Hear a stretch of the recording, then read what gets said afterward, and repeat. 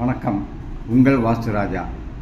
இன்றைக்கி என்ன தலைப்பு பார்க்க போகிறோம் அப்படின்னா, அதை நிலத்தடி நீர் சொல்கிறாங்க இல்லையா, கிரவுண்ட் வாட்டர் சம்ப். அது அது தலைவாசல் மெயின் டோர் என்ட்ரி இல்லை மெயின் கேட்டுக்கு முன்னாடி இருக்கலாமா நிறைய பேர் சந்தேகம் கேட்டிருக்காங்க. ஸோ அதை பற்றி நம்ம விளக்குறதுக்கு தான் இந்த வீடியோ.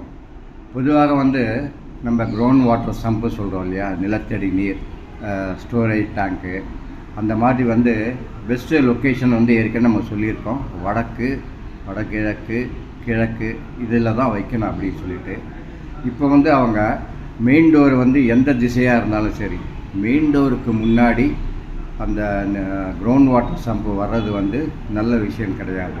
அது சில பிரச்சனைகளை கொடுக்கிறது அப்படின்னு தெரியுது. இது எந்த திசையாக இருந்தாலும் சரி, அதை வடக்கு நோக்கிய வீடாக இருந்தாலும், தெற்கு நோக்கிய வீடாக இருந்தாலும், கிழக்கு நோக்கிய வீடாக இருந்தாலும், மேற்கு நோக்கிய வீடாக இருந்தாலும், தலைவாசலுக்கு முன்னாடி இந்த மாதிரி ஸ்டோரேஜ் டேங்க் இருக்கிறது சரியான அமைப்பு கிடையாது. அப்படி இருந்தால் என்ன அப்படின்னா, அவங்களுக்கு சில மனம் சார்ந்த பிரச்சனைகள் வருது.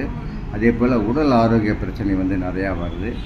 அது மாத்திரம் இல்லாமல் அந்த செலவுகள் அதிகமாக வருது. அப்புறம் நமக்கு வரக்கூடிய அதிர்ஷ்டம் தடைப்பட்டு போகுது. இது நாங்கள் பல இடத்துல பார்த்துருக்கோம். ஸோ இதனால் நான் சொல்லிக்க விரும்புவது, தலைவாசலுக்கு முன் மெயின் டோர் என்ட்ரிக்கு முன் கிரவுண்ட் வாட்டர் அமைப்பு இருப்பது சரியான முறை இல்லை. நன்றி.